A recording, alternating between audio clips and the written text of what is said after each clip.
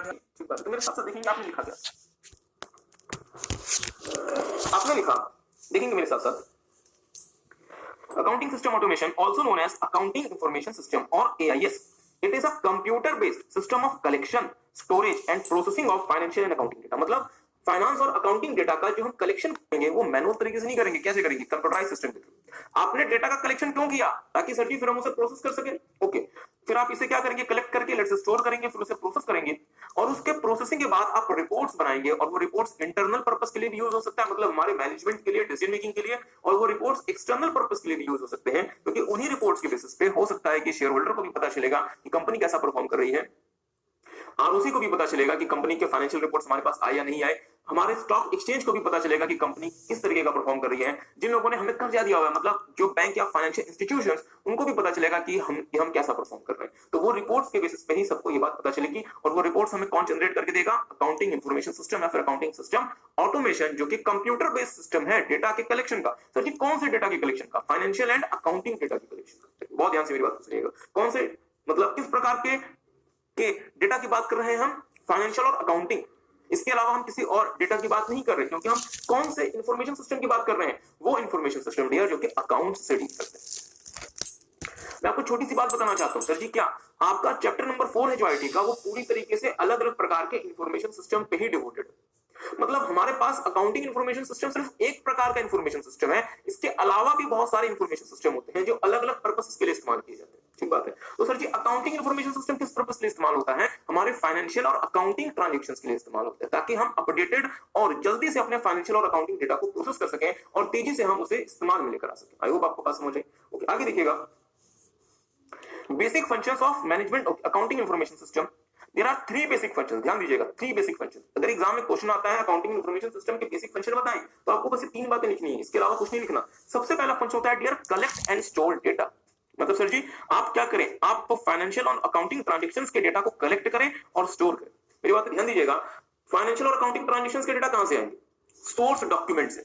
बहुत आसानी से मेरी बात को समझिएगा। आप सारे बच्चों ने कभी ना कभी अपने ऑफिस में बैठ के बिल से आपने बिल्स की एंट्री की होगी टैली सॉफ्टवेयर में, मतलब परचेज बिल, सेल्स बिल अपने क्लाइंट के मंगाए होंगे और उसको आपने एंटर किया होगा टैली में। क्या किसी ने, चलिए काफी सारे बच्चों ने किया है, क्योंकि ऑफिस में मेन काम होता भी है, जो नए नए आर्टिकल्स जाते हैं उनको उनके सीएस यही काम करवाते हैं कि ये बिल आगे, परचेज बिल आगे, सेल्स बिल आगे, इसकी एंट्री करो टैली में, ठीक बात है। तो बेसिकली वो परचेज या सेल्स वाउचर क्या है, आपके सोर्स डॉक्यूमेंट, जिससे हम डेटा उठाते हैं और अपने कंप्यूटर में फीड करते हैं। क्या मेरी बात समझ पाए? अब कंप्यूटर उस डेटा को स्टोर करेगा, फिर उसे प्रोसेस करेगा, फिर उससे हमारे लिए रिपोर्ट्स बनाएगा। क्या मेरी बात आप समझ पा रहे हैं? ओके, तो सर जी मेरी बात पे ध्यान दीजिएगा। अब इतनी बड़ी बड़ी कंपनीज जो कि लाखों करोड़ों ट्रांजैक्शंस करती है, तो क्या सर इतना सारा डेटा यदि हम एंटर करेंगे अपने कंप्यूटर सिस्टम में, तो क्या गलती नहीं आ सकती? क्या थोड़ा सा मतलब एंट्री के दौरान, फीडिंग के दौरान एरर नहीं आ सकता? इन शॉर्ट कहता है आ सकता है। 2 काम करना जिससे एरर आने की संभावना घट जाएगी। पहला काम करना कि अपने सोर्स डॉक्यूमेंट्स को प्री नंबर्ड करना, मतलब आपके जितने भी वाउचर्स होंगे वो प्री नंबर्ड होंगे, 001, 002, 003 करके, और साथ में प्रॉपर तरीके से डिजाइन होने चाहिए। मतलब आपके जो भी सोर्स डॉक्यूमेंट होंगे वो प्रॉपर तरीके से डिजाइन होने चाहिए। मैं क्या क्वेश्चन पूछ लूं, सर जी पूछ लो, मुझे बताएंगे जीएसटी आने के बाद क्या हमें जीएसटी कंप्लायंट मतलब अपने वाउचर्स की को बनाना पड़ेगा? हाँ सर जी, मतलब जो भी हम सेल्स वाउचर बनाएंगे या जो भी हम सेल्स के लिए मतलब इनवॉइस इशू करेंगे वो जीएसटी कंप्लायंट होना चाहिए। एग्री करते हैं?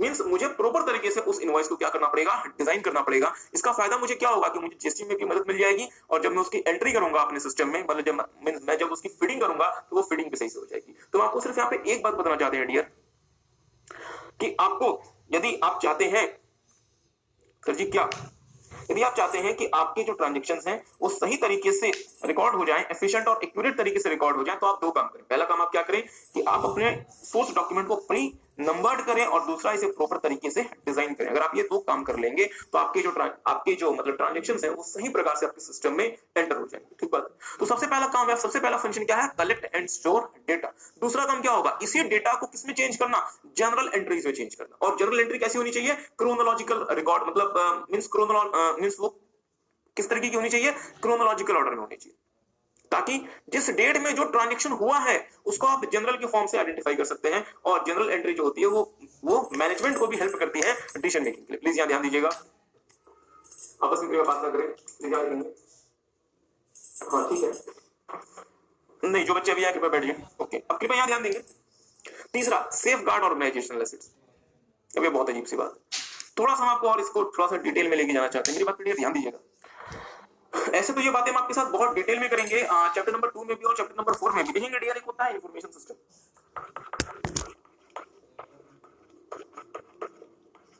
इंफॉर्मेशन सिस्टम का जो बेसिक काम होता है, हम आपको उसका एक बेसिक काम बता देते हैं, अदरवाइज इसको हम डिटेल में देखेंगे चैप्टर 2 एंड चैप्टर 4। बट फिर भी चूंकि यहाँ पे ये रेफरेंस आया हुआ, वो हमसे क्या करता है, डेटा का इनपुट लेता है, इससे वो प्रोसेस करता है, इसे आउटपुट में चेंज करता है, प्रोसेस डेटा को स्टोर करता है और फीडबैक के थ्रू पूरे के पूरे ऑपरेशन को कंट्रोल करता है। मुझे पता है अभी आपको कुछ भी समझ नहीं आएगा, और मैं एक्सपेक्ट भी नहीं करता कि अभी आपको ये समझ आए, और मैं चाहता भी नहीं कि अभी आप इसको समझें, क्योंकि किसी भी चीज को करने का एक समय होता है और फिलहाल वो समय नहीं आया। तो कृपया इसे नोट ना करना, सब कुछ आगे आप मेरे पास डियर एक ऐसा सिस्टम है जो उस डेटा को किसमें चेंज कर देगा, आउटपुट या फिर इंफॉर्मेशन। मतलब हमने डेटा हम लेकर आए, एक मैकेनिज्म या एक सिस्टम में डेटा डालेंगे इनपुट के फॉर्म में, और वो हमें डेटा आउटपुट या फिर इंफॉर्मेशन में कन्वर्ट करके देगा। क्या मेरी बात समझ में? तो डियर मेरी बात पर ध्यान दीजिएगा। मुझे पता है कंपनी का जो फाइनेंशियल या अकाउंटिंग डेटा होता है वो क्या कंपनी के लिए कोई महत्व का होता है, या फिर कोई भी एरर गैरर आए उस डेटा को आके चेंज करके चला जाए, डिलीट करके चला जाए, मॉडिफाई करके चला जाए, या हमें हमारे डेटा को प्रॉपर तरीके से रखना पड़ेगा। तो ये प्रॉपर तरीके से रखना पड़ेगा, मतलब हमें इस डेटा को क्या करना पड़ेगा डियर, सेफ गार्ड करना पड़ेगा। एग्री करते हैं? इसी तरीके से मान लीजिए डेटा तो हमारा सेफ गार्ड हमने कर लिया, पर यदि इनपुट करने के दौरान किसी ने डेटा में छेड़छाड़ कर दी, प्रोसेसिंग के दौरान किसी ने छेड़छाड़ कर दी, आउटपुट बनने के दौरान किसी ने छेड़छाड़ कर दी, या स्टोरेज के दौरान किसी ने उसमें कुछ मतलब छेड़छाड़ कर दी, तो क्या हमें हमारा रिजल्ट जो हम एक्सपेक्ट कर रहे हैं वो सही मिलेगा? नहीं। इसका मतलब डियर हमें सिर्फ और सिर्फ डेटा प्रोटेक्ट नहीं करना, हमें इसके साथ साथ उस सिस्टम को भी प्रोटेक्ट करना है जो हमारे डेटा को इनपुट लेके हमें आउटपुट में कन्वर्ट करके देगा। क्या मेरी बात किसी को समझ आई? ओके, फिर से सुनिएगा। ऐसे तो खैर ये इन्फॉर्मेशन सिस्टम आप डिटेल में चैप्टर नंबर 4 में देखेंगे हमारे साथ, बट फिर भी एक छोटी सी बात को समझिए। हमने कहा कि सर जी हमारे पास फाइनेंशियल एंड अकाउंटिंग डेटा आ गया, कहां से? सोर्स डॉक्यूमेंट से। अब हम इस डेटा को प्रोसेस करके आउटपुट में कन्वर्ट करना चाहते हैं, इंफॉर्मेशन या रिपोर्ट्स में कन्वर्ट करना चाहते हैं। ठीक बात है। मींस हमारे पास डेटा होगा और हमारे पास एक सिस्टम होगा जो कि इस डेटा को आउटपुट या इंफॉर्मेशन में कन्वर्ट करके देगा। वो सिस्टम क्या करेगा, डेटा को इनपुट में लेगा, प्रोसेस करेगा, आउटपुट में कन्वर्ट करेगा, डेटा को स्टोर करेगा और फीडबैक के थ्रू पूरे के पूरे सिस्टम को कंट्रोल करेगा। अभी आपको इस सिस्टम के डिटेल में नहीं जाना, ये हम आपके साथ चैप्टर नंबर 4 में देखेंगे। बट सर जी मेरा तो छोटा सा सवाल आपसे ये है, क्या हमें इस डेटा को सेफगार्ड करना पड़ेगा, या कोई भी एरर गैरर है इस डेटा में अपनी मर्जी का जो भी चेंज करके चलाए? सर जी हमें इसे सेफगार्ड करना पड़ेगा। इसी तरीके से ये जो सिस्टम है जो कि डेटा को आउटपुट या इंफॉर्मेशन में कन्वर्ट करने के लिए रिस्पांसिबल है, क्या इसमें भी छेड़छाड़ हो सकती है? सर जी हो सकती है। तो हमें अपने डेटा को भी सेव करना पड़ेगा डियर, और हमें अपने सिस्टम को भी सेफगार्ड करना पड़ेगा। अगर मैं अपने डेटा या सिस्टम में से किसी भी चीज को सेफगार्ड नहीं कर पाया तो मुझे बताएंगे मेरा जो रिजल्ट मुझे इंफॉर्मेशन सिस्टम से मेरा जो रिजल्ट मुझे अकाउंटिंग इंफॉर्मेशन सिस्टम से मुझे मिल रहा है वो रिजल्ट क्या मेरे लिए बहुत ज्यादा रिलायबल होगा? मैं फिर से बोलता हूं, यदि मैं डेटा या सिस्टम में से किसी एक को भी या दोनों को मैं अगर सेफगार्ड नहीं कर पाया, प्रोटेक्ट नहीं कर पाया, तो अकाउंटिंग इंफॉर्मेशन सिस्टम की वजह से जो मुझे रिजल्ट मिलेगा, अकाउंटिंग इंफॉर्मेशन सिस्टम की वजह से जो मुझे रिजल्ट मिलेगा, क्या मैं उस रिजल्ट पे ब्लाइंडली फेथ कर सकता हूं, आंख बंद करके यकीन कर सकता हूं, या मुझे इस रिजल्ट में कहीं ना कहीं कोई ना कोई शक होगा? शक होगा। किस बात का शक होगा? कि सर जी क्या पता इस वाले रिजल्ट में जो इंटीग्रिटी है वो इस वाले रिजल्ट में ना हो, क्योंकि डेटा को चेंज कर दिया गया हो या सिस्टम को चेंज कर दिया गया हो। आई होप आपको बात समझ आ रही है। क्या किसी को बात समझ आई? तो इसलिए डियर हमारा अकाउंटिंग इंफॉर्मेशन सिस्टम क्या करे, हमारे डेटा को और सिस्टम को प्रोटेक्ट करे, सेफगार्ड करे। और इन शॉर्ट हमें ये कहता है कि सर जी सेफगार्ड करने के दो ही तरीके हैं। पहला तरीका है डॉक्यूमेंटेशन, कि जो भी व्यक्ति अकाउंटिंग इंफॉर्मेशन सिस्टम को यूज कर रहा है उसका डॉक्यूमेंटेशन करो। किस व्यक्ति ने कहां से मतलब किस पर्पस के लिए एआईएस का यूज किया, उसने एआईएस में क्या काम किया, सारी चीजों का डॉक्यूमेंटेशन करो। और दूसरा segregation of duties. Segregation of duties dear हमारे इंफॉर्मेशन सिस्टम का एक बहुत इंपॉर्टेंट कंट्रोल है जो ये कहता है किसी एक व्यक्ति के पास सारे अधिकार नहीं होंगे। जैसे फॉर एग्जांपल आप सारे बच्चे इस बात से अवेयर हैं, मुझे पता नहीं थी मुझे बैंक से लोन लेना है तो क्या मुझे सिर्फ एक व्यक्ति का साइन करवाना पड़ता है, या बैंक में भी अलग अलग लेवल के मैनेजर्स को साइन करना पड़ता है? सर जी अगर लोन का अमाउंट बहुत बड़ा है तो आपको सीनियर लेवल के मैनेजर से भी साइन करवाना पड़ सकता है। एग्री करते हैं? बेसिक पर्पस वहां पे क्या है? Segregation of duties. ऐसा नहीं कि किसी एक ही व्यक्ति के पास सारे अधिकार होंगे। यदि किसी एक ही व्यक्ति के पास सारे अधिकार होंगे तो वो व्यक्ति क्या करेगा, वो व्यक्ति चोरी भी कर लेगा, और चोरी पकड़ी जाए उसका जो एविडेंस होगा वो एविडेंस भी डिलीट कर देगा। तो मेरा आपसे सवाल यह है ओके, तो मेरा आपसे कहना ये है डियर कि फिर हमें क्या करना चाहिए, हमें ये काम दो अलग अलग व्यक्तियों के जिम्मे कर देना चाहिए। मतलब करने वाला व्यक्ति कोई और होगा और दूसरा उसको मैनेज करने वाला या उसको चेंज करने वाला व्यक्ति कोई और होगा। किसी एक व्यक्ति के पास ये दोनों अधिकार नहीं होंगे। अगर किसी एक व्यक्ति के पास सारे अधिकार होंगे तो वो व्यक्ति क्या करेगा, वो व्यक्ति अपने हिसाब से चीजों को मतलब चेंज भी कर देगा और उसका जो रिकॉर्ड होगा, उसका जो एविडेंस होगा, उस एविडेंस को भी डिस्ट्रॉय कर देगा। आई होप आपको बात समझ आ रही है। तो ध्यान दीजिएगा, हमारा अकाउंटिंग इंफॉर्मेशन सिस्टम क्या करता है, तीन प्रमुख काम करता है। पहला, collect and store data. Financial और अकाउंटिंग डेटा को हम कहां से कलेक्ट करेंगे, सोर्स डॉक्यूमेंट से उसे स्टोर करेंगे और सोर्स डॉक्यूमेंट से अगर हम एफिशिएंट और प्रॉपर तरीके से डेटा को एंटर करना चाहते हैं तो हमें सोर्स डॉक्यूमेंट्स को प्री नंबर्ड करना चाहिए और प्रॉपर तरीके से डिजाइन करना चाहिए। दूसरा, रिकॉर्ड ट्रांजैक्शन। फिर हम क्या करेंगे, उस सोर्स डॉक्यूमेंट से जो हमने डेटा उठाया है हम वहां से क्या करेंगे, उस वाले ट्रांजैक्शंस को जनरल एंट्रीज के फॉर्म में रिकॉर्ड करना शुरू कर देंगे। जनरल क्या होती है, क्रोनोलॉजिकल रिकॉर्ड होती है आपके मतलब ट्रांजैक्शंस का, जो कि हमारी मैनेजमेंट को मतलब इंपॉर्टेंट इंफॉर्मेशन भी प्रोवाइड करती है। तीसरा, सेफगार्ड ऑर्गेनाइजेशनल एसेट्स। ध्यान दीजिएगा, कंपनी के टॉप फ्लोर पे, कंपनी का जहां हेड ऑफिस है उसके टॉप फ्लोर पे जो एसी का प्लांट रखा गया है वो भी ऑर्गेनाइजेशन का एसेट होता है। अगर आप थोड़ा सा मेरे साथ साथ समझने का प्रयास करें तो ध्यान दीजिएगा, मैंने क्या कहा, इंट्रो में क्या किया, safeguard organisation. Here we have seen that accounting system automation. Accounting system automation, also known as Accounting Information System or AIS, it is computer-based system for collection, storage, and processing of financial and accounting data. AIS generate various reports that can be used by internal like management or external users like investor, tax authorities, etc. Now we have seen basic function of accounting information system.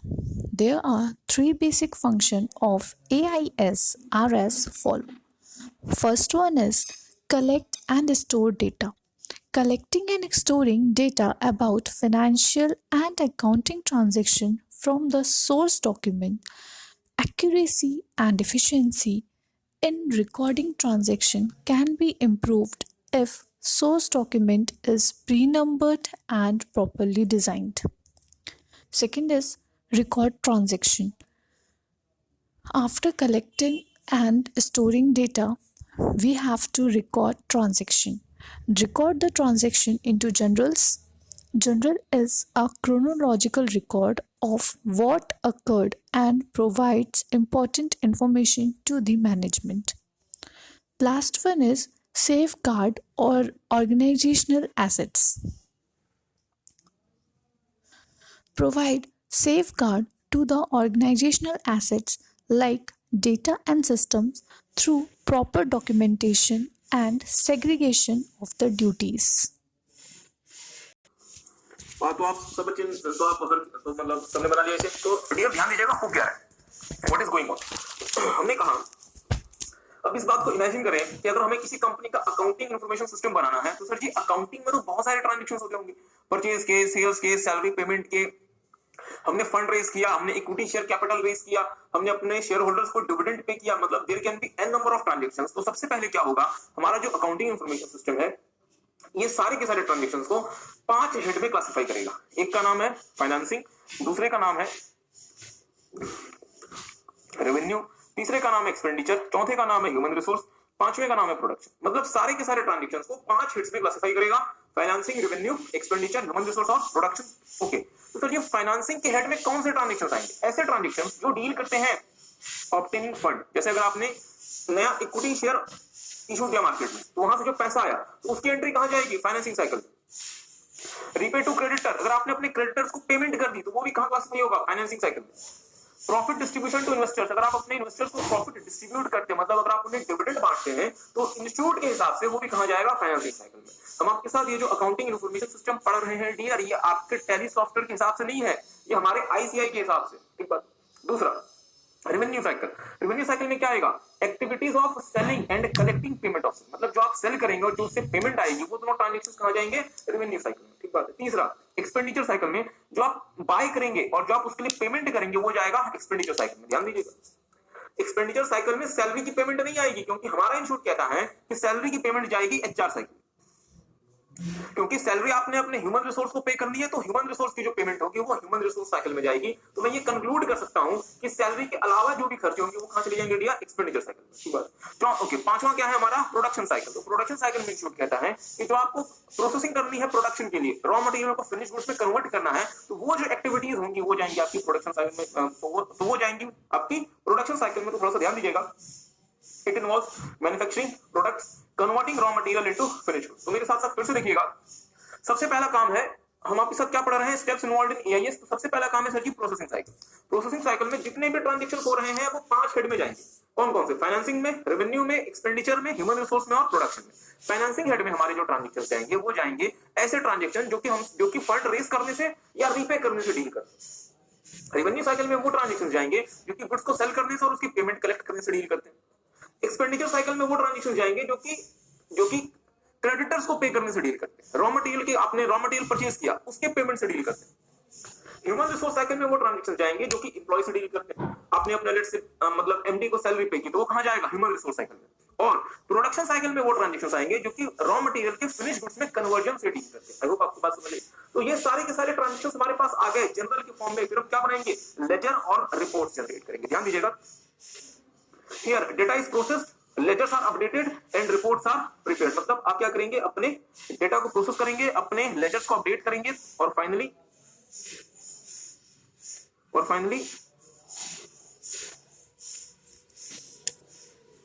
Reports को generate करेंगे।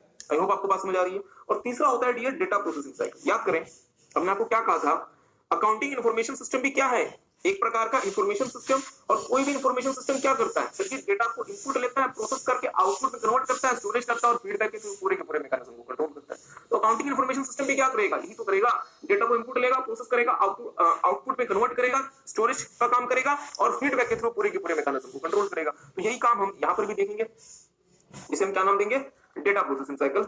जहां पे आपने data का input लिया, storage किया, उसकी processing करवाई, आउटपुट में कन्वर्ट किया और आउटपुट बेसिकली किसका, इंफॉर्मेशन का, और फाइनली फीडबैक के थ्रू कंट्रोल करेंगे। ध्यान दीजिएगा, इनपुट हम कहां से लेंगे, data is captured from the source document. कोई भी डेटा इनपुट कहां से आएगा, सोर्स डॉक्यूमेंट से। और याद करें, सोर्स डॉक्यूमेंट में 2 काम आप करें, क्या क्या, प्री नंबरिंग और प्रॉपर तरीके से डिजाइन। बहुत अच्छा। उसके बाद फिर आप क्या करेंगे, डेटा का स्टोरेज। डेटा का स्टोरेज डियर आप फाइल्स में करते हैं और 2 प्रकार की फाइल्स आप बना सकते हैं। एक होती है ट्रांजैक्शन फाइल, दूसरी होती है मास्टर फाइल। और सर ये ट्रांजैक्शन फाइल क्या होती है, मास्टर फाइल क्या होती है, ग्रेजुअली आपको आईटी में आगे जाके समझ आएगा आने वाले चैप्टर से। डेटा प्रोसेसिंग, जहां पे आप अपने डेटा को प्रोसेस करेंगे, इंफॉर्मेशन आउटपुट, और फिर आप इंफॉर्मेशन आउटपुट के थ्रू अलग अलग प्रकार के रिपोर्ट्स या डॉक्यूमेंट्स को आप क्या करेंगे, जनरेट करेंगे अलग अलग यूजर्स के लिए। और फाइनली फीडबैक, जिसके थ्रू आप पूरे के पूरे मैकेनिज्म को कंट्रोल करेंगे। और ये फोटो आपको बनानी है एग्जाम में। सबसे पहले आप क्या करें, ये 5 साइकिल बना दें। इन साइकिल से आप डेटा लेकर आ रहे हैं और वो डेटा कहां जा रहा है, general ledger and reporting system में, जहां पे आपके ट्रांजैक्शन प्रोसेस होंगे, आपके लेजर अपडेट होंगे और रिपोर्ट जनरेट होगी। और वो रिपोर्ट हमें इंफॉर्मेशन प्रोवाइड करेगी इंटरनल और एक्सटर्नल यूजर के पर्पसेस। तो ये मेरी क्या बन गई, अकाउंटिंग इंफॉर्मेशन सिस्टम। ठीक बात है। तो एक काम करें, एक बार से ध्यान से देख लें।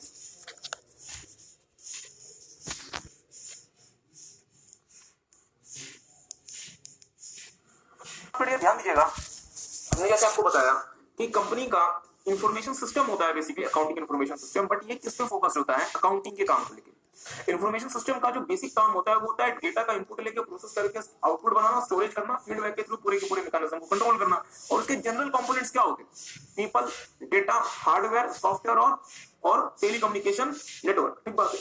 बट सर जी, हमने जैसा आपको ये भी कहा था कि अलग अलग इंफॉर्मेशन सिस्टम के अलग अलग कंपोनेंट्स हो सकते हैं, अलग अलग इंफॉर्मेशन सिस्टम के अलग अलग कंपोनेंट्स हो सकते हैं। तो जैसे यहाँ पे अकाउंटिंग इंफॉर्मेशन सिस्टम में 6 कंपोनेंट्स है। क्या क्या, पीपल भी है, डेटा भी है, सॉफ्टवेयर भी है, बट हार्डवेयर की जगह क्या है, आईटी इंफ्रास्ट्रक्चर।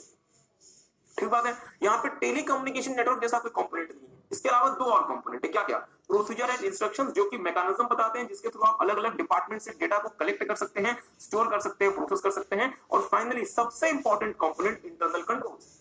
मेरा अकाउंटिंग इंफॉर्मेशन सिस्टम जो होता है, क्या वो बहुत महत्वपूर्ण डेटा स्टोर कर रहा होता है, हाँ सर। तो क्या कोई भी बाहरी व्यक्ति है उस डेटा को आके मॉडिफाई कर जाए, नहीं। इसलिए हमें क्या चाहिए, इंटरनल कंट्रोल, जहां पे हम यूजर आईडी पासवर्ड लगाएंगे ताकि हम अनऑथराइज्ड एक्सेस को रोक सकें, प्रिवेंट कर सकें। मींस सिर्फ ऑथराइज्ड लोगों को ही अधिकार होना चाहिए कि वो जाके मेरे अकाउंटिंग इंफॉर्मेशन सिस्टम में से डेटा को एक्सेस कर सकते हैं। आई होप आपको बात समझ आई। तो फिर से सुनिएगा, जो नॉर्मल कंपोनेंट्स होते हैं किसी इंफॉर्मेशन सिस्टम के, वो क्या क्या होते हैं? पीपल, डेटा, हार्डवेयर, सॉफ्टवेयर और टेलीकम्युनिकेशन नेटवर्क हो सकता है किसी इंफॉर्मेशन सिस्टम में। इसके अलावा भी कुछ कंपोनेंट हो, जैसे अकाउंटिंग इंफॉर्मेशन सिस्टम में हमारे पास जो कंपोनेंट्स हैं वो हैं पीपल, डेटा, हार्डवेयर की जगह IT infrastructure, software, procedures and instructions and internal controls. ठीक बात है। आखिरी में आपने लिखा कि जो अकाउंटिंग इन्फॉर्मेशन सिस्टम होता है डियर, वो अलग अलग सब कंपोनेंट से मिलकर बना होता है। जैसे इसमें आप मतलब बजटिंग का काम भी कर सकते हैं, जो आप बजट्स बनाते हैं वो भी बना सकते हैं, आप कैश मैनेज कर सकते हैं, रेवेन्यू मैनेज कर सकते हैं। और जैसे अगर मैं कैश मैनेज कर रहा हूँ, रेवेन्यू मैनेज कर रहा हूँ, तो मुझे एक जगह से दूसरी जगह फंड का ट्रांसफर भी करना पड़ सकता है। इसलिए अकाउंटिंग इन्फॉर्मेशन सिस्टम में मुझे ई बैंकिंग की फैसिलिटी भी मिल सकती है। मतलब जैसा आप अकाउंटिंग इन्फॉर्मेशन सिस्टम अपने काम के लिए बनवाएंगे, हो सकता है आप उसमें इलेक्ट्रॉनिक बैंकिंग की फैसिलिटी भी उसमें आप ऐड करवा दें, ताकि जहां पे बैठ के आप अपने अकाउंट का काम कर रहे हैं उसके थ्रू आप वहां पे बैठ के बैंकिंग का काम भी कर लें। इसके लिए आपको किसी और सिस्टम को रेफर ना करना पड़े। ठीक बात है। तो आई होप आपने इसे देख लिया। इसके बाद डियर हम आपके साथ After that topic, we have seen that next topic is traditional IT structure versus process IT structure. ठीक है, इसे अपन BPM टेक्नोलॉजी भी बोलते हैं। First one is the traditional information technology architecture. The traditional IT architecture consists of three layers, namely database, application, and presentation. The database layer consists data, application layer consists application, and process layers consist, that is process logic to perform detailed calculation on the data, and presentation layer enables the user to communicate with the database layer. In the process IT architecture, there are total 4 layers, namely database layer, application layer, process layer, and presentation layer. And in traditionally we had 3 layers, that is called database, application, and presentation. And in process structure we have 4 layers: database layer, application layer, process layer, and presentation layer. The process layer situated between the presentation layer and application layer. The process layer interlinks the various independent application layer, which enables the user to execute a single end-to-end business process. Traditional layer में कैसा होगा? Presentation layer होगा, then application layer होगा, और फिर database होगा, और ये तीनों एक दूसरे से कनेक्टेड होंगे. ठीक है. And in process IT architecture में मल्टीपल डेटाबेस होगा, सो मल्टीपल एप्लीकेशन लेयर होगी. तो इसका कैसा होगा? एक प्रेजेंटेशन लेयर होगा सबसे पहले. ठीक है, चाहे लाइक आपका कंप्यूटर हो सकता है, लैपटॉप हो सकता है. देन उसके बाद एक प्रोसेस लेयर आएगा, फिर मल्टीपल एप्लीकेशन लेयर आएगी, application layer 1 2 3, then multiple database आएंगे 1 2 3. ठीक है, और ये सारे फिर इंटरलिंक होंगे. Okay. After this we have seen ER diagram. ER diagram. What is ER diagram? ER diagram stands for Entity Relationship Diagram, used to represent entities and the relationship between the entities within an information system. Major symbols used in ER diagram are as follow. First one is box. Box represent entities. Entity can be a physical object like a person, house, car, etc., or an event like sale of house, purchase of car, etc. Next next symbol is diamond. Diamond shape is used to represent relationship between the different entities. And next symbol is ovals. Ovals are used to represent attributes, information about the entities. ठीक है, oval are used to represent attributes or information about the entities. Last topic of chapter 1 is types of relationship in ER diagram. There are following 4 types of relationship in ER diagram. First one is one-to-one relationship. Here, both the entities are in their individual or single capacity.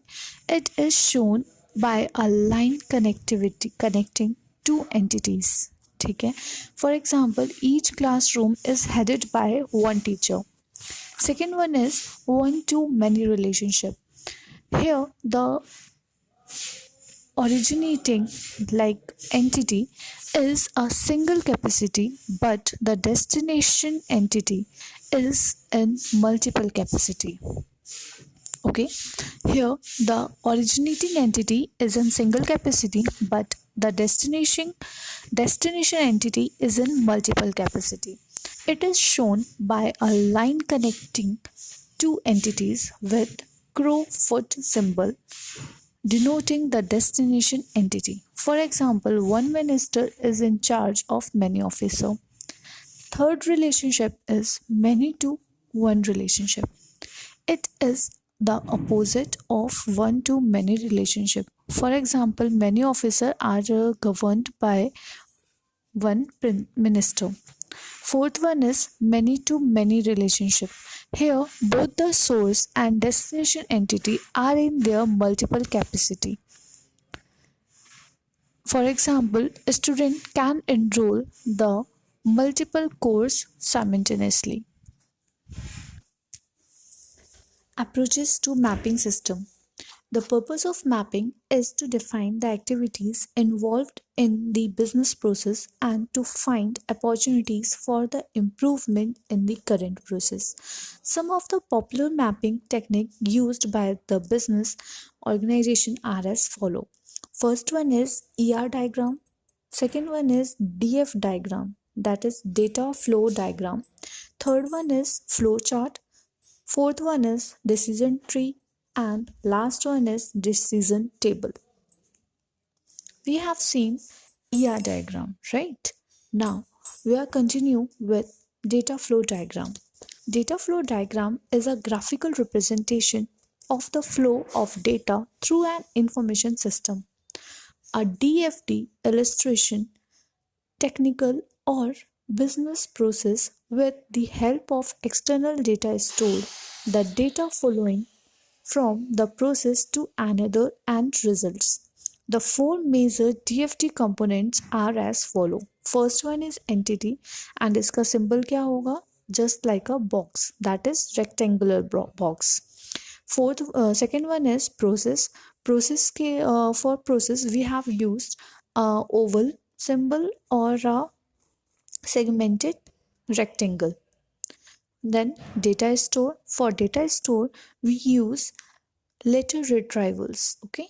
Then data flow. Data flow is represented with the arrow. So here's the classification. Entity.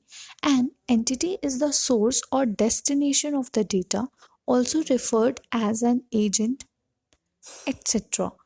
Entities are represented as a rectangular. Next one is process. Process receive input and generate output. It can be drawn as a circle or a segmented rectangle. Store data.